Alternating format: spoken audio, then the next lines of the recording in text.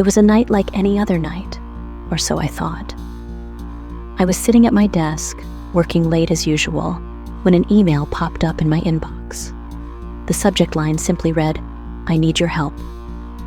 Intrigued, I opened the email. The email was from a stranger. He said he had found my email address on an internet forum and needed my help to solve a mystery that was keeping him awake at night. The sender claimed to live in an old Victorian house that he had inherited from his great aunt. Since moving in, he had been experiencing strange occurrences, unexplained noises in the middle of the night, objects moving on their own, and most disturbing of all, whispers that seemed to come from the walls. I decided to help the sender of the mail, thinking it might be interesting material for my Unsolved Mysteries blog. I began researching the history of the house and discovered that it had been the scene of a series of mysterious deaths over the years. Each death was surrounded by strange and unexplained circumstances that added more layers to the mystery. The sender of the mail, whom I will call Alex, became the protagonist of this story. Alex was a man in his mid-30s, skeptical and rational, but who could not deny the strange happenings that were occurring in his home.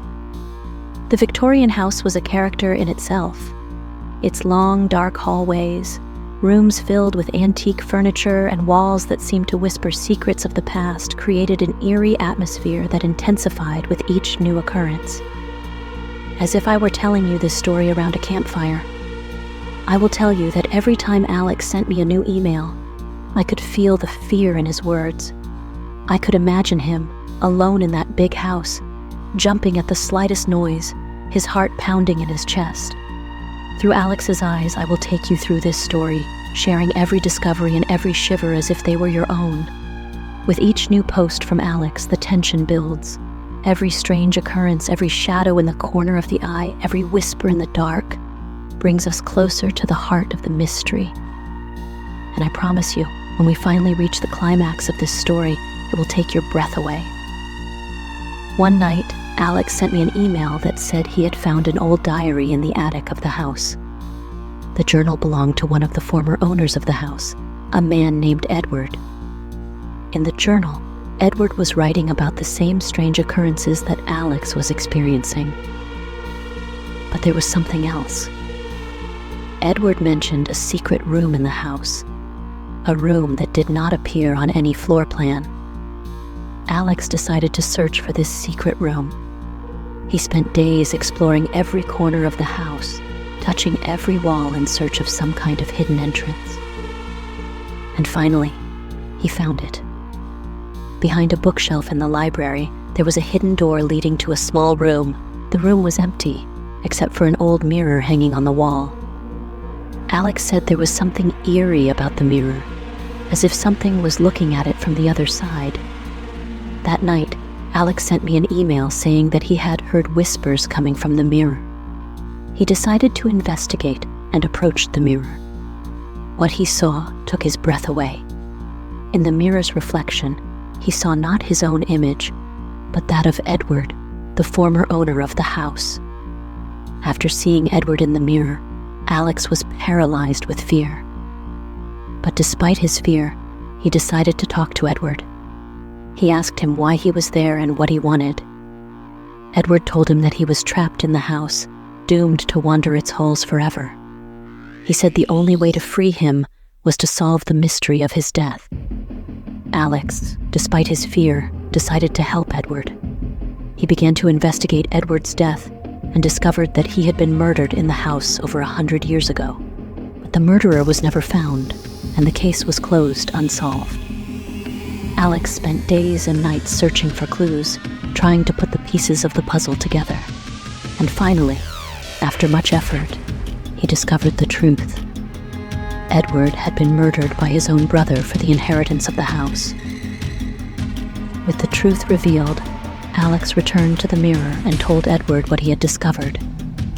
Edward, grateful for Alex's help, was finally able to find peace and disappeared from the mirror. After Edward's disappearance, Alex thought the strange happenings in the house would stop. But he was wrong. Even though Edward was gone, the house was still a breeding ground for the paranormal. One night, while Alex was in the library, A book fell off the shelf by itself. Picking it up, he noticed that it was open to a page that spoke of an ancient ritual for communicating with spirits. Intrigued, Alex decided to try the ritual. Following the instructions in the book, Alex prepared the ritual in the basement of the house. But what he didn't know was that he was about to open a door to a world that should have remained closed. Upon completing the ritual, Alex felt a presence in the room. He looked around and saw a dark figure in the corner of the basement. The figure slowly approached Alex, and although he could not see its face, he could feel its piercing gaze. Alex tried to speak to the figure, but instead of words, only unintelligible whispers came out of his mouth. The figure raised its hand and pointed at Alex. Suddenly, Alex felt a cold chill run through his body and he fell to the ground, unconscious. When Alex awoke, he found himself in a place he didn't recognize. He was in a dark room, illuminated only by the moonlight filtering through a small window. All around him, there was only silence. Alex tried to move, but his body did not respond. He tried to scream, but his voice would not come out. He was trapped in his own body, unable to move or speak. Suddenly, the dark figure appeared again. This time, he could see her face. It was a woman, but her face was disfigured, and her eyes glowed with an unearthly light. The woman approached Alex and began to speak. Her voice was like a whisper, but each word echoed in the room like thunder. She told Alex that she had made a grave mistake in performing the ritual. He had released the spirits trapped in the house, and now they were furious. Alex, terrified, asked the woman to help him. The woman smiled and told him there was a way to fix his mistake, but it would require a great sacrifice. The woman told Alex that to fix his mistake, he would have to perform another ritual, but this ritual would require a sacrifice. Alex would have to give up his own shadow. Alex, desperate to fix his mistake, agreed.